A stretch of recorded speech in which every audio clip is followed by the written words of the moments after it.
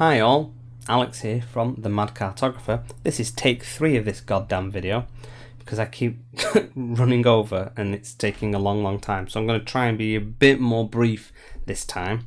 Welcome to episode 3 of What a Mad Week. I think it's episode 3. I still didn't check whether it was episode 3 or episode 4. Pretty sure it's episode 3. Already rambling, already cutting into that time.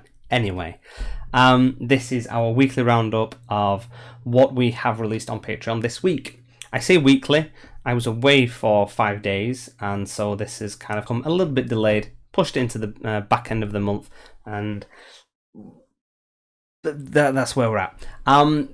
We have released 2 more maps that come with 2 new adventures, and they are available already. They're available both in PDF form. They're available through Foundry as well if you update your Foundry module for the June Adventures module battle map pack. We're going to have a little look over them. Got a lot to talk about. I'm going to run over again, I know I am.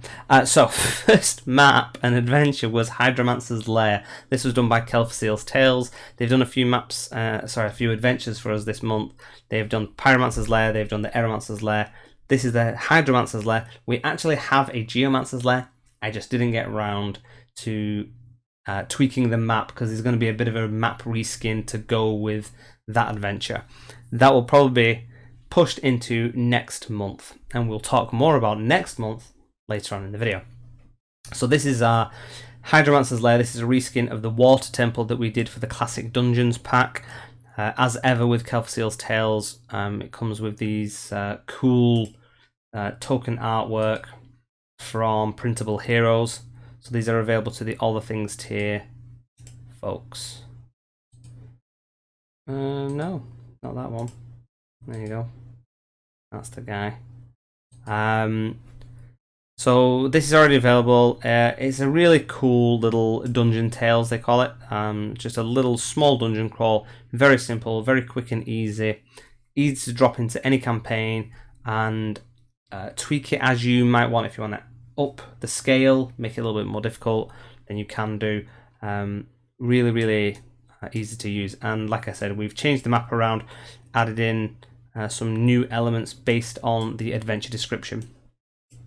So great job from them. We're going to see more content coming from Kelfseal's Tales ongoing into future months as they go through our back catalogue of maps and create adventures for content that we've already released. Second map and adventure was Aronelle's Temple. That was done by One Page Mage. We commissioned One Page Mage to make this for us. They made the adventure, drew a rough map, and then we made a map based on that.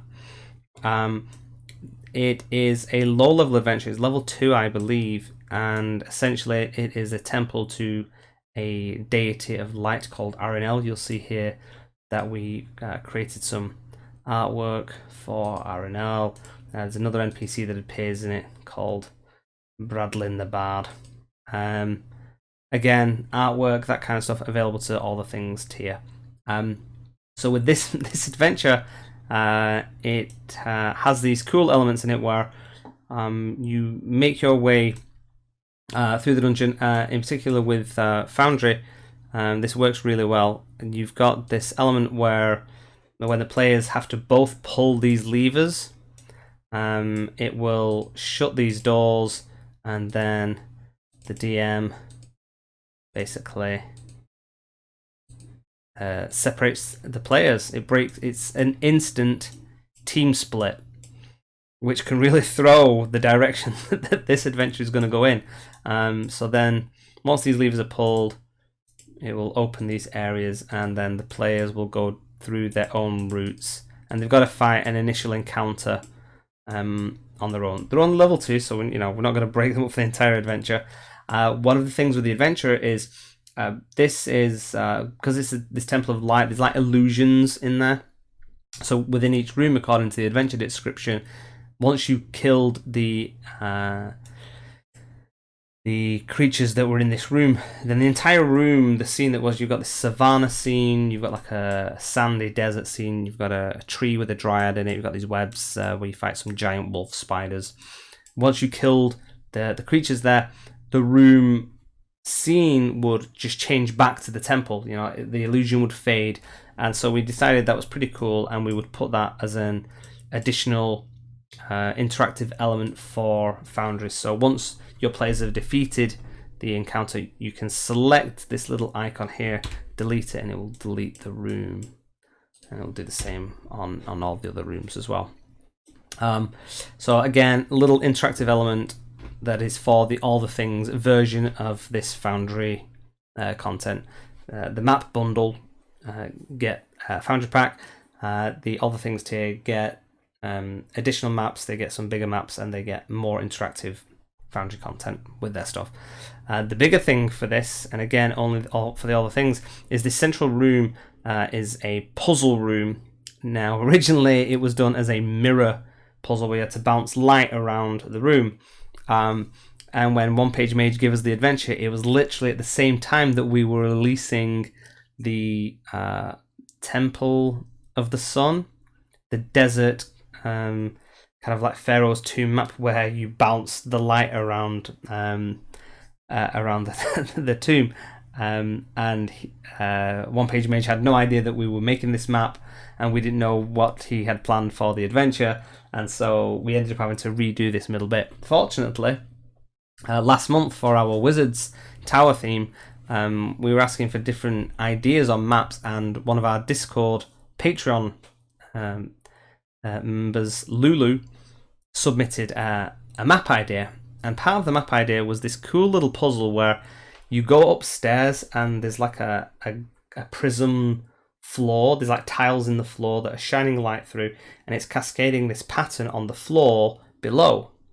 And you move the tiles around and it moves the pattern around, and we were like, well, that's just perfect for Foundry. And given that Lulu is a Foundry player and DM, it makes sense that they would create such a puzzle.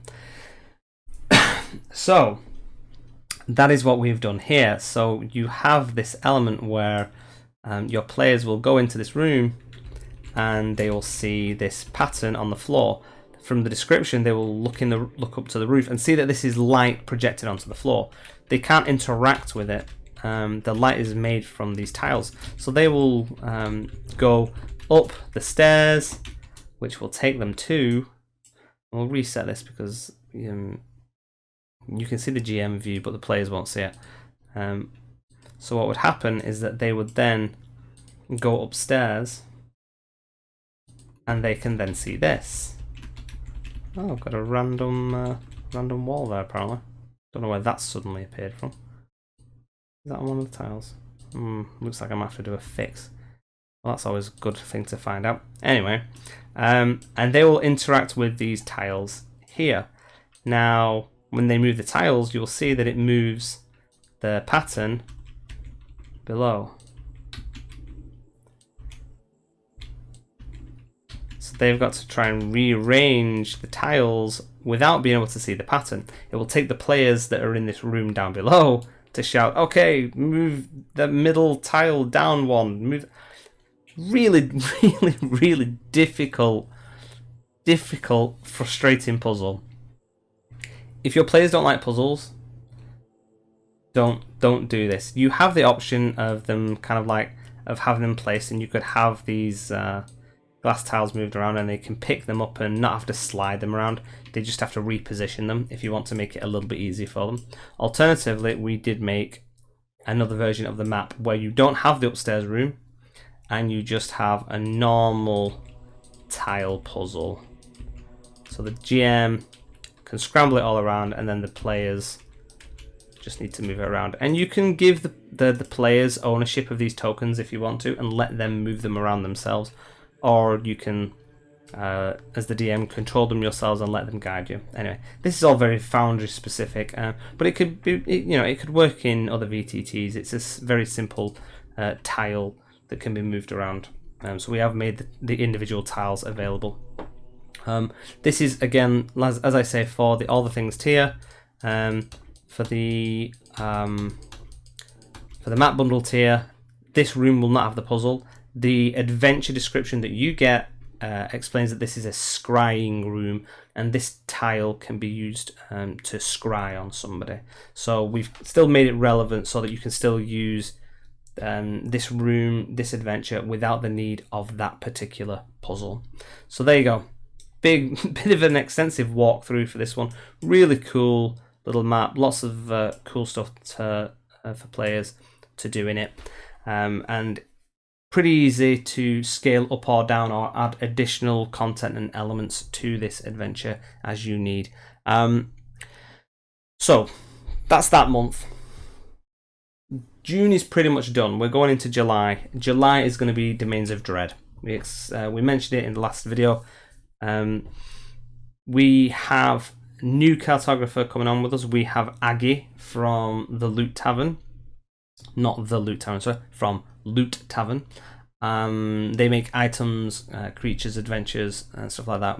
Long-term friends for our Patreon and for us as the Mad Cartographer. And I am particularly close to Aggie or Mo, and so he's coming on board.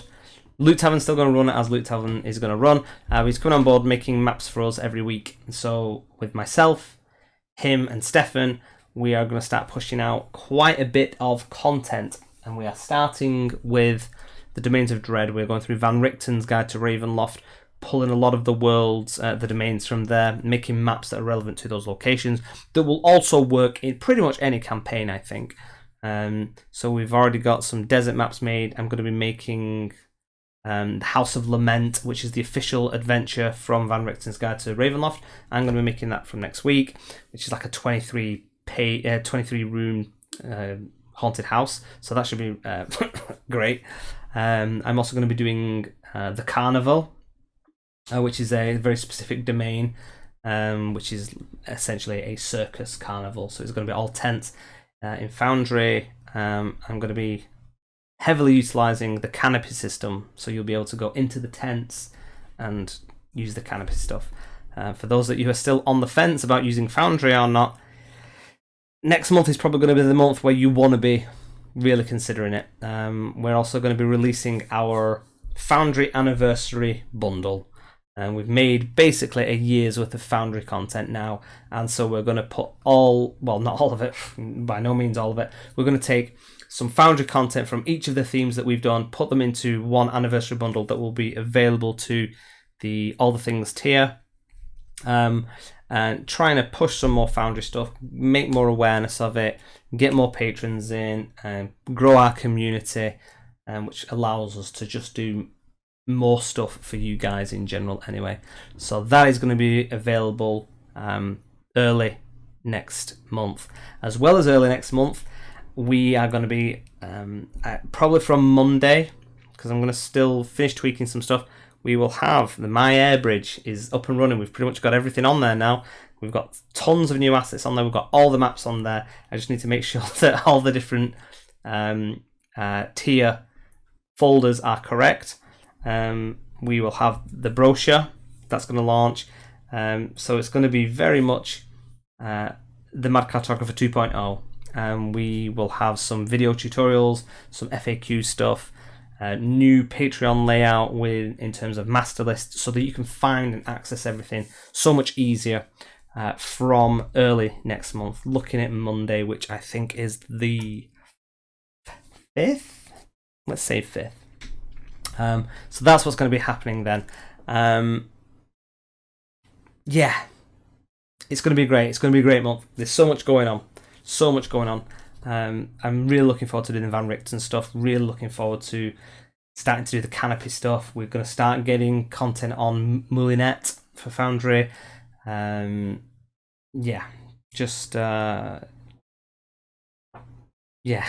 don't know. Just stick with it. It's going to be great. It's going to be a great month. We hit 1,000 patrons this month. For those that do keep an eye on the numbers, it's the first time we've broke 1,000 patrons. That number's going to drop off at the beginning of next month, because it shows you how many people are currently subscribed, and you obviously have people leaving over the month. More people leave at the back end of a month, but we broke 1,000 patrons. So that's something to celebrate. And thank you to you guys that have been around and stuck around. It's amazing where you have got us, and we massively appreciate it. You know, the more people we have, the more content we're able to put into the Patreon. We're able to give you more value for your money. It allows me to hire on new people and make even more content. So that is just absolutely fantastic. So excited.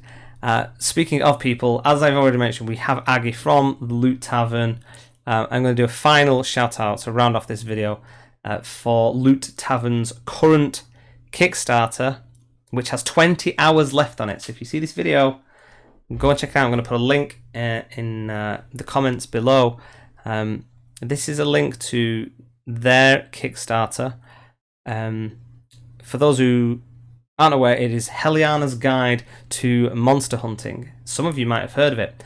If you are on Kickstarter at all, you probably have, because this Kickstarter has already made a cool 1.6 million.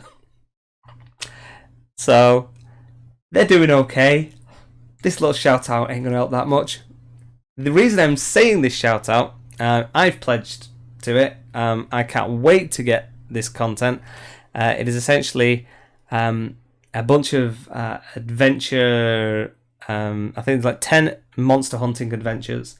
There's 10 different bosses, unique bosses that have been made, and you get them and you kill them and you make cute little familiar pets out of them, and you make items out of them, and there is just so much content that goes with this Kickstarter that it's just amazing. It's amazing. There's little pins